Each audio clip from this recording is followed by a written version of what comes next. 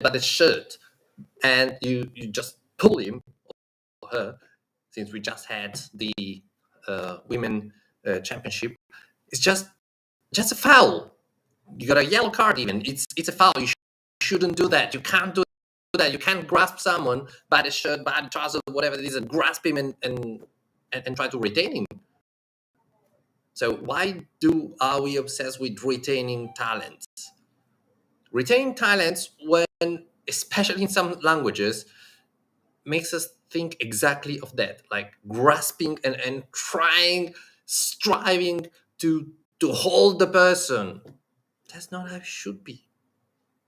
So I love, for example, in Spanish or even in Italian, I think it's somewhat similar, where they say something that sounds more like building talents loyalty, like you want to build clients loyalty or customer loyalty, right? Well, that should be the same with talents. I think it's also a way of saying that, like, oh, let's retain customers, but it's the same, right? You think about that, and it's like grasping to the customers and says, "Oh, I want to retain you."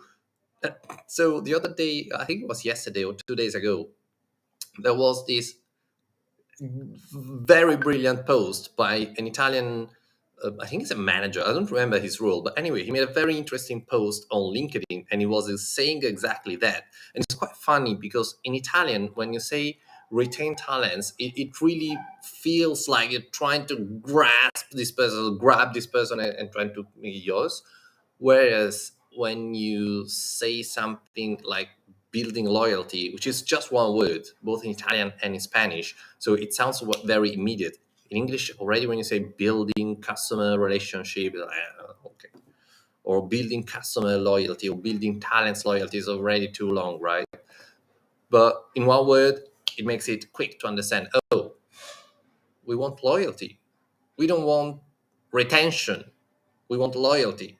That's what we look for, or that's what we should aim at. So the point is, how are you building customer relationship? How are you building talents relationship? How are you ensuring that your systems, your processes are made in a way that allows you to retain talents, to gain their loyalty?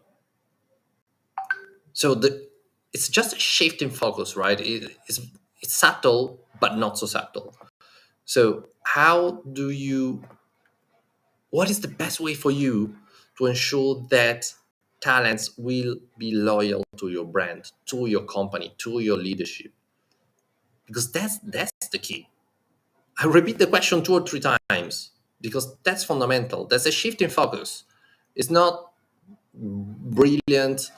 Well, it's kind of a brilliant idea. It's a brilliant metaphor, but the point is, what can you do to make sure that people will be interested in staying in your company?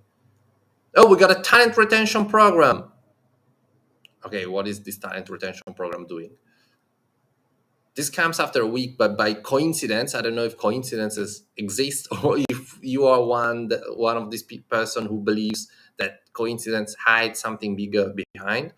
But I started talking with Ezekiel Abramson about processes, and he was saying he's a brand strategist. That's nothing to do with what I do, sort of. Because then when you look at a company in a holistic way, in general, then it's not about if you're a brand strategist or if you're into optimizing, into operations, into efficiency. Is you look at company as a living being, as a whole. And so you take care about different things. And Ezekiel, brand strategist, he was talking about systems and processes, and say when companies don't have systems and processes are the only way for a company to achieve great results, to achieve solid results. I mean, you don't just have a great result today and not really tomorrow, or maybe it's not a stable growth, and to avoid people getting stressed, burned out, and or leave. So we get back to the same point. What are your processes? What are your system? How is your company? What's your company way of work? What's your workflow? That is what allows working well. Working well means people have good interaction, good and efficient, effective interactions, both as a person, both personally and technically. Like what person A one team is giving to person B from another team is efficient, is what they need, and is done in a way that is, from a personal point of view, pleasant. If you have these, guess what? People like the brand, like the idea. I read something yesterday in a book. It's absolutely crucial, and I will close with this.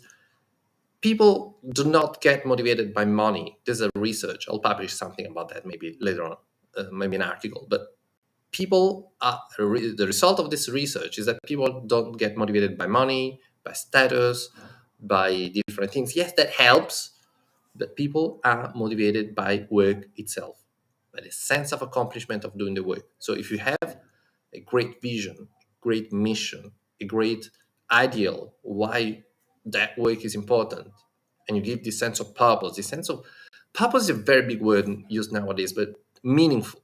It should be meaningful, and you give people conditions to work well, to interact well. Guess what? They'll be loyal to your brand. They will love your brand. They will love your company. They will love your leadership, and they will stay. It's not retention. That's the pleasure and pride to work with you. Stay strong, stay effective,